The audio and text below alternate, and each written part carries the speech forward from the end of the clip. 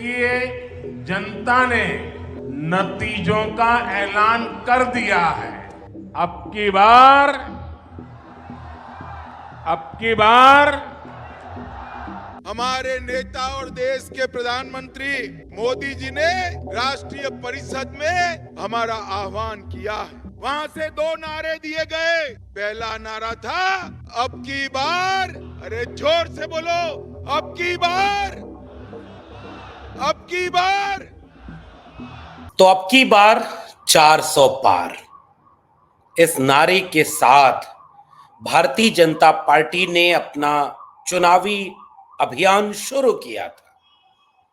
एक ऐसा नारा जिसके बाद माना जा रहा था कि वो विपक्षी दलों के मनोबल को तोड़ने के लिए और जनता में यह आत्मविश्वास भरने के लिए लगाया गया था कि अब की बार तो फिर से वो बहुत आसानी से एक तरफा लड़ाई में जीत जाएंगे, क्योंकि अब की बार वो 400 पार कह रहे हैं।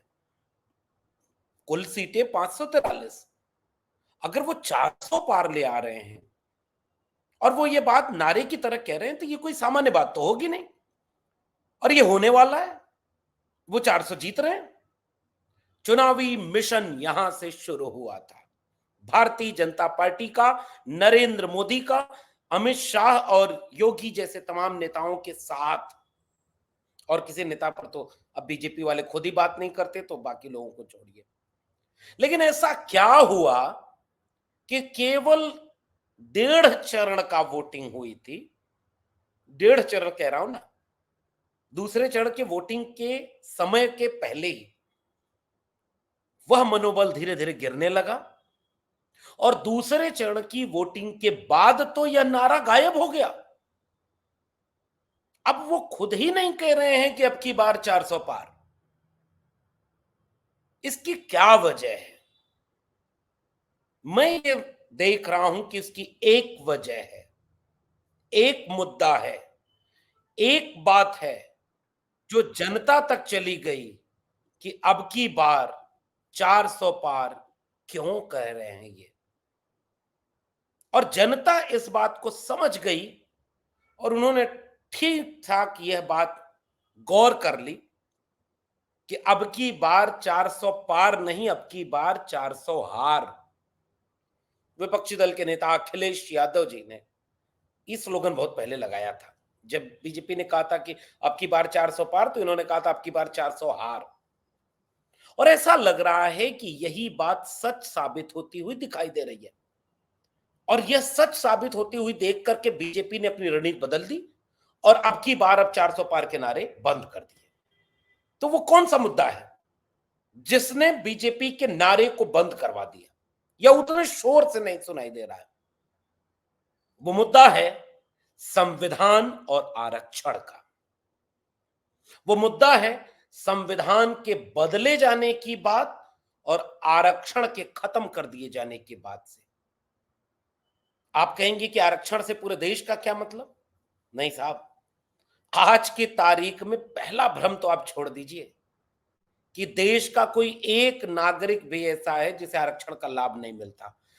टोटल पॉपुलेशन कवर्ड है आरक्षण से। इसलिए आजकल चुटकुले वुटकुले बंद हो गए हैं, आजकल कोई मजाक बैसाखी नहीं बनाता। ईडब्ल्यूएस आरक्षण भी आ गया है ना, तो आज देश का एक भी नागरिक ऐसा नहीं है जो आरक्षण का लाभार्थी नहीं है, तो इसलिए अब चुटकुले बंद हो गए। लेकिन जब हम आरक्षण की बात कर रहे हैं तो हम उस वर्ग के लिए आरक्षण के ध्यान में रखते हुए अपने विश्लेषण में उसका जिक्र कर रहे हैं जिस वर्ग के लिए आरक्षण सब कुछ रहा, भले ही उस पर अपमान किया गया। ये देश ऐसा है जिसने जब जातियां देख करके मंदिर में घुसने से रोका, पानी पीने से रोका, मूछ रखने से रोका, पढ़ने से रोका, बिजनेस व्यापार करने से रोका, मुख्य मार्ग पर चलने से रोका, बस्ती बनाने से रोका, किस दिशा में कौन रहेगा, गांव के ढांचे वैसे बनाए, काम बांट दिया, काम के नाम पर पहचान बांट दी, और ये देश हजारों साल से इसको जी रहा है। और जब उस पूरे तबके को, जो कि शासक वर्ग रहा, जिसको जब भी मौका मिला उसने अपने हुनर को दिखाया, इस देश के 90% आवाम कभी वर्ण व्यवस्था बनाकर जबरदस्ती उन्हें शूद्र बनाने की साजिश हो, अछूत बनाने की मंशा हो, या संसाधनों को कब्जा कर लेने का, उनके हिस्से का हक छीन लेने का पिछले 100 साल का इतिहास हो। तो ये हजारों साल से लेकर के 100 साल के इतिहास में ये एकमात्र देश ऐसा है जिसने जाति के नाम पर एक बहुत बड़ी आबादी को अपने देश की वंचित शोषित किया है। साजिशन वो थी नहीं। इसलिए आरक्षण उस पूरे समुदाय के लिए एक ऐसी चीज है जिसने उन्हें वापस सम्मान और सम्मान के साथ अधिकार यह सुनिश्चित किया। इसकी लड़ाई हजारों साल की है। तथागत बुद्ध से शुरू होकर के कबीर, रैदास, पलटू दादू, भीखा, बुल्ले शाह, बाबा फरीद, चोखा मेला, नारायण गुरु, बसवन्ना, गुरु नानक से लेकर के फूले, Ambedkar, Periyar, doctor Bhimrao Ambedkar, doctor Ram Manohar Lohia, BP मंडल, जगदेव बाबू, बहुत लंबी विरासत है। और उस विरासत को ठोस अगर किसी ने किया तो संविधान ने किया, भारत का संविधान। और संविधान ने यह बात कबूल किया कि हम आरक्षण नहीं देंगे तो इस बहुत बड़े समुदाय के साथ बहुत बड़ा अन्याय अत्याचार होते चलेगा। और संविधान ने वह अधिकार इस देश के 90% आवाम को दिया।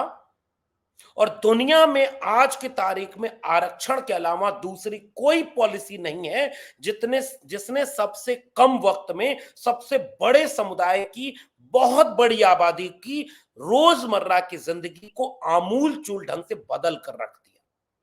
इसकी कोई काट पूरी दुनिया में नहीं है। और अगर यह भ्रम आपको कहीं हो कि केवल भारत में आरक्षण लागू है, एक तो भारत में केवल जाति के नाम पर आरक्षण नहीं है, वो अलग अलग तरह के कई सारे आरक्षण लागू हैं। कभी शारीरिक अक्षमता सक्षमता के आधार पर है, कभी पूर्व सैनिकों के आधार पर है, स्वतंत्रता सेनानियों के आधार पर है, बहुत तरह के आरक्षण है, क्षेत्र के आधार पर है। कई राज्य अपने राज्यों का आरक्षण देते हैं, कई जगह पर कई तरह का आरक्षण है। इसलिए आरक्षण, लेकिन चुटकुला मजाक, और जब आरक्षण खत्म किए जाने की बात इस चुनाव में लोगों तक पहुंची तो वह संविधान द्वारा प्रदत्त इस देश के SC ST OBC को मिलने वाला आरक्षण। और अब इस देश की जनता के बीच यह मैसेज चला गया है कि बीजेपी 400 सीट इसलिए मांग रही है ताकि वो देश के संविधान को बदल दे। और संविधान को बदलने का उसका मूल मकसद यह है कि वो इस देश के SC ST OBC को मिलने वाले संवैधानिक आरक्षण को खत्म कर दे। ये पूरी राय है। पूरा खेल अब यहां आ गया और बीजेपी इस चाल में बुरी तरह फंस गई है। कैसे? थोड़ा इसको और समझने की कोशिश करते हैं। जब से ये दबाव आया, मतलब एक मनोवैज्ञानिक बढ़त बनाने के लिए बीजेपी ने 400 पार का नारा दिया। और 400 पार के नारे के साथ जब वो जनता में गए तो उन्हें लगा कि ये तो आत्मविश्वास के साथ जाएगा। लोगों को ये लगेगा कि मोदी जी अकेले जीत रहे हैं तो फिर तो एक तरफा हम चुनाव जीत जाएंगे। इस पूरी रणनीति के साथ वो 400 पार के नारे देते हैं। और उनके मन के भीतर तो ये बात चल रही थी कि थोड़ा और ताकत उठा लेंगे, जब ताकत जुटा लेंगे तो ये काम कर देंगे। अब जैसे ये बात जब विपक्षी दलों के नेता उठाने लगे और विपक्षी दलों के नेताओं ने क्लियर ये बात कहनी शुरू कर दी तो वो सफाई देने लगे। ये पहली हार उनकी बीजेपी की है कि अब बीजेपी अपने पॉलिटिकल एजेंडे पर नहीं, इस देश की जनता के एजेंडे पर है, विपक्षी दलों के नेताओं के एजेंडे पर आ गई। पहले क्या होता था, बीजेपी बार बार हमला करती थी, हिंदू मुसलमान तो सब लोग उसका जवाब देने में लगे। कोशिश इस बार भी बीजेपी ने पहले चढ़ के तुरंत बात शुरू कर दी। पहला ही और प्रिय गेम है बीजेपी का हिंदू मुसलमान, तो शुरू तो वहीं से किया, लेकिन फंस कहां गए? संविधान पर। और जैसे ही संविधान वाली बात लोगों के जहन तक जाने लगी, बीजेपी के बड़े नेता सफाई देने आ गए। अरे नहीं साहब, संविधान बदलना होता तो 2 बार पूर्ण बहुमत की सरकार थी, बदल देते। अरे हम तो संविधान से चलेंगे, बाबा साहब अम्बेडकर के संविधान को कोई छू नहीं सकता, सफाई देने लगे। तो पहली मनोवैज्ञानिक हार तो बीजेपी की यहां हो गई कि वो आ गई उस एजेंडे पर जो जनता का एजेंडा बन चुका था, जो विपक्षी दलों का एजेंडा बन चुका था। एक तो ये गेप, इसने 400 पार के नारे को बदल दिया। और दूसरी बात, जैसे ही ये बात आई, लोगों ने कहा कि नहीं साहब, ये जो 2 बार मौका मिला इसमें आपने कोई कसर भी नहीं छोड़ी है संविधान को कमजोर करने की। एक होता है संवैधानिक संशोधन, जिसकी छूट इस देश का संविधान अपने आप देता है कि अगर समय और परिस्थितियों के बदलाव के बीच में संविधान के भीतर कोई संशोधन करना हो तो उसकी एक प्रक्रिया बनाई गई है, और 100 से ज्यादा संविधान संशोधन इस देश में हो चुके हैं पिछले 70 साल में। 100 से ज्यादा संशोधन। तो संविधान एक गतिशील जीवंत दस्तावेज है, तो आपने उसे बदला नहीं जब बदलना। लेकिन इस बार क्या हुआ कि आपने उसे अंदर से कमजोर करने की कोई कसर नहीं छोड़ी थी। आप उसके कमजोर करने के लिए आपने सरकारी शिक्षा को निजी हाथों में बेच दिया, सरकारी रोजगार खत्म कर दिया लगभग। आपने जो है तमाम इलेक्शन कमीशन के निदेशक का नियुक्ति हो या ईडी सीबीआई के लोगों की नियुक्ति हो, उसके प्रावधान इतने चेंज कर दिए कि वो सब कुछ सत्ताधारी दल के हाथ में चला गया। संविधान के भीतर के मूल्यों को ऐसा बदल दिया, चाहे वो कानून का प्रक्रिया हो, तमाम वह कानून हो जिससे लोगों को जेल में डाला जाता है, उसका फायदा उठाकर आप एक पत्रकार, एक प्रोफेसर से लेकर के चुने हुए मुख्यमंत्री तक, सोशल एक्टिविस्ट तक, जाने कितने लोगों को देश की जेलों में भेज चुके हैं। और बाद में कई बार तो लोग बरी भी हुए, लेकिन संविधान के आधार पर ये सारा काम किया गया। मीडिया को अपने पैसे से खरीद लिया गया। ये तो एक भीतर से कमजोर करना होता है। तो जैसे ये बात आई तो लोगों ने कहा कि भाई ये बात बोली किसने कि संविधान बदल देंगे। दो जगह से आई। पहला, जो भी आरएसएस की विचारधारा को समझता है वो इस बात को बखूबी जानता है कि आरएसएस वह विचार था जो शुरू से संविधान को बदलने के फेवर में, मतलब संविधान को उस तरह से कबूल नहीं करता है। वो इस देश के संविधान को कायदे से कबूल नहीं करता। बाबा साहब डॉक्टर भीमराव अंबेडकर के संविधान को लेकर के आरएसएस के मन में कोई बहुत स्नेह भाव नहीं रहा, इसलिए उसके भीतर, और लोगों का यह आरोप है, कई बार लोग इस तरह से इस चीज को देखते हैं कि उनके जहन में तो मनुस्मृति होती है, और मनुस्मृति को जहन में रख करके वो बंटवारा चाहते हैं, संसाधनों पर मुट्ठी भर लोगों का कब्जा रहे और बाकी लोग इस कब्जे पर सहयोग करने के लिए, मजदूरी करने के लिए, इस कब्जे को बरकरार रखने के लिए, सुरक्षित रखने के लिए काम आते रहें। तो मुट्ठी भर लोग 10% और 90% लोग केवल मजदूर रहें, श्रमिक रहें, उपभोक्ता रहें, खरीदार रहें, ताकि यहां से जो कुछ भी चल रहा है उसके आप केवल उपभोक्ता बने रहें। और इस विचार को समझने वाले लोग जानते हैं कि वो देश के संविधान के कितना प्रेम करते हैं। उनके गुरु गोलवलकर की किताब बंच ऑफ थॉट में क्यों लिखा हुआ है कि सब कुछ कैसे चलेगा, और जैसे ये बात पब्लिक डोमेन में आने लगी, आरएसएस प्रमुख को आगे किया गया कि जाइए जरा एक बयान दीजिए। नहीं भाई, हम तो संविधान को मानते हैं, हम आरक्षण को मानते हैं। आरक्षण तब तक रहेगा जब तक कि इस देश में एससी एसटी ओबीसी का वो लोग नहीं चाहते या वो लोग को जरूरत नहीं है, तब तक आरक्षण रहेगा। तो सफाई देने को किसको आना पड़ा? आरएसएस प्रमुख मोहन भागवत जी को आकर के सफाई देते हैं कि नहीं नहीं आरक्षण रहेगा। 2 चरण के बाद उनको काम पर लगाया गया। 2 चरण के बाद उनको यह बात कही गई कि इससे कैसे जनता नाराज हो गई और बीजेपी बुरी तरह घिर गई इस पूरे मसले पे। दूसरी बात, जो बीजेपी की तरफ से हो गया कि उनके कुछ नेताओं ने जो दिल की बात थी, जो अंदर कोर मीटिंग की बात थी, वो सार्वजनिक तौर पर कह दी। जिसमें एक है अनंत हेगड़े, पहले भी बोल चुके थे। अनंत हेगड़े ने कहा संविधान बदलना है। राजस्थान की बीजेपी की प्रत्याशी ज्योति मिर्धा ने कहा संविधान बदलना है। अयोध्या से बीजेपी के प्रत्याशी और वर्तमान में भी सांसद लल्लू हैं, लल्लू जी ने भी कहा संविधान बदलना है। तो ये जो बड़े बड़े माननीय जी हैं बीजेपी की तरफ से, वो खुल करके बोल दिए कि संविधान बदलना है।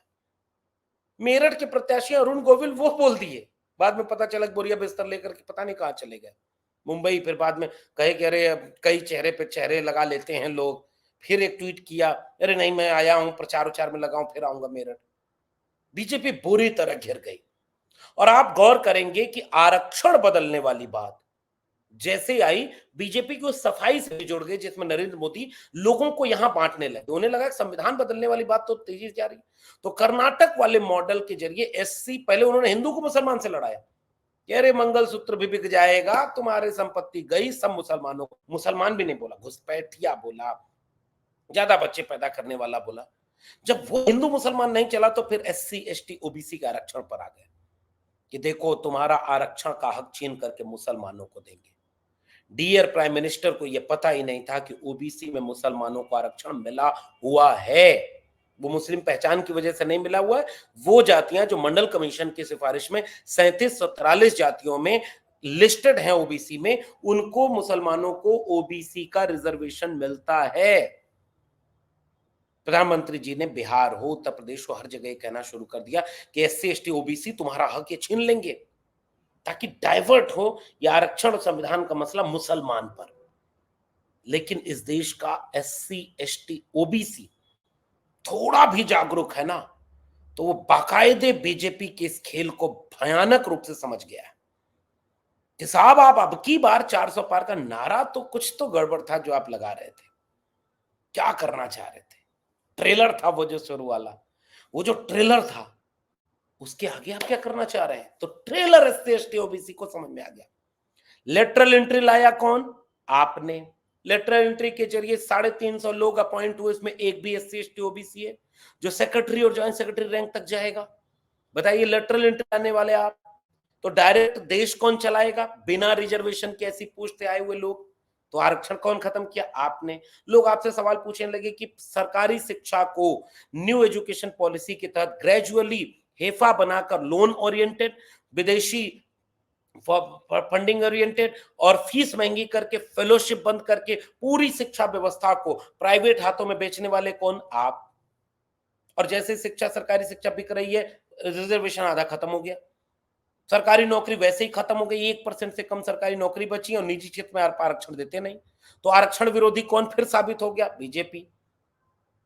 अब एक बात बताइए, आपने national commission of backward classes बनाया, उसने कहा था कि 69,000 शिक्षक भर्ती में यूपी में ओबीसी को 4.81% आरक्षण मिला।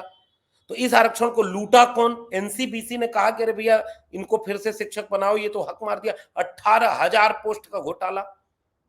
आज तक आपने उस पर कोई फैसला नहीं दिया। चुने हुए मुख्यमंत्री ने मान लिया था कि गलती हुई थी, एनसीबीसी की कोई कीमत नहीं बची। तो आरक्षण विरोधी कौन साबित हुआ? आप, बीजेपी। और जैसे जैसे ये बात एससी एसटी ओबीसी समझा, तो दक्षिण भारत से लेकर के उत्तर भारत तक एक भी सजग एससी एसटी ओबीसी ऐसा नहीं है जो यह नहीं जानता है कि संविधान और आरक्षण विरोधी बीजेपी है, आरएसएस है। और इस एक मुद्दे ने बीजेपी को बैकफुट पर ला दिया है। और क्लियर कट अब ये जा रहा है कि ये बीजेपी अब की अगर सरकार में आएगी तो आरक्षण खत्म कर देगी। ये बीजेपी अगर अब की सरकार में आएगी तो संविधान को खत्म कर देगी। ये जनता बोल रही है। और जनता के बीच जब ये बात चली गई तो बीजेपी इस एक मुद्दे, आरक्षण और संविधान, चूंकि संविधान ने यह आरक्षण दिया है, जब संविधान ही बचेगा तो आरक्षण कहां से बचेगा। और आरक्षण इनके निशाने पर है। ये नहीं चाहते कि एससी एसटी ओबीसी के लोग जाति जनगणना के सवाल को उठा करके अपनी हिस्सेदारी देश में मांगने लगे, नौकरियों में आरक्षण मांगने लगे। और आप गिना रहे थे कि पीएम बना दिया, मुख्यमंत्री बना दिया, सांसद विधायक बना दिया, वो तो पहले भी बन रहे थे। और आपके आरक्षण से नहीं बन रहे, वो जनता बनाती है। लेकिन आप जो आरक्षण से बन रहे थे लोग, डीएम, एसपी, जज, वकील, डॉक्टर, इंजीनियर, प्रोफेसर, इन जगहों को आपने खत्म कर दिया, बर्बाद कर दिया। आपके विश्वविद्यालयों में प्रोफेसर कौन बनेगा? जो आरएसएस की शाखा में दीक्षित होगा। और यह बात लोगों तक पहुंच गई कि हमारे प्रोफेसर ही नहीं है। दूसरी तरफ विपक्षी दलों ने शानदार काम कर दिया। जैसे आप समाजवादी पार्टी का मैनिफेस्टो ले लें, राष्ट्रीय जनता दल का ले लें, कांग्रेस पार्टी का ले लें, वो साफ कह रहे हैं कि हम निजी क्षेत्र में भी सबको भागीदारी देंगे, हम महिलाओं में भी कोटा विद इन कोटा देंगे, हम सरकारी पदों में जितने लोग बचे हैं सबको नौकरी देंगे, हम देश के संविधान को बचाएंगे। ये है वो पॉलिटिकल ग्राउंड जहां पर बीजेपी पूरी तरह से बैकफुट पर चली गई है। देखिए अंतिम परिणाम क्या होगा ये तो वक्त बताएगा। लेकिन अब की बार 400 पार का नारा अब सुनाई नहीं दे रहा है, क्योंकि देश की जनता यह समझने लगी कि चुनाव, संविधान रहेगा तो फिर चुनाव हो जाएगा, संविधान रहेगा तो उसी संविधान को हाथ में लेकर के बाद वाली सरकार, जिनको शायद हम कम पसंद करते हैं, जैसे इस देश के दलित समाज को अब यह समझ में आने लगा है कि हमको सपा से लड़ना होगा तो हम लड़ लेंगे। हमको सपा से गुस्सा था क्योंकि उन्होंने पहले कोई गलत काम किया रहा होगा, लेकिन आज अगर वो सपा के लोग कह रहे हैं संविधान बचाने के लिए इंडिया गठबंधन का साथ दीजिए, तो पढ़ा लिखा आदमी तो ये समझता है जो बीजेपी को हरा रहा है उसके साथ खड़े हो जाओ। जब संविधान बचा रहेगा ना तो इनसे लड़ना आसान रहेगा। एक गोली मार रहा है और एक लाठी मार रहा है। गोली मारने वाला मौका ही नहीं देगा कि बचे रहें, लाठी मारने वाले से तो उसकी लाठी पकड़ सकते हैं दूसरे हाथ में संविधान को लेकर के। यहां पूरा चुनाव बीजेपी बुरी तरह से फंस गई। और इसमें विपक्षी दल के नेताओं को और समझदारी बरतनी होगी कि बिल्कुल आरक्षण और संविधान पर टिके रहें। जनता टिक गई है आरक्षण संविधान पर, सारा खेल यहां से बदलने वाला है और बदलता हुआ दिख रहा है। यूं ही नहीं आरएसएस प्रमुख को काम पर लगाया गया, यूं ही नहीं 400 पार का नारा अब सुनाई देना बंद हो गया। आपका क्या मानना है इस पूरी बातचीत पर? नीचे कमेंट बॉक्स में बताइए। फिर मिलेंगे किसी और टिप्पणी के साथ, तब तक के लिए बहुत बहुत धन्यवाद।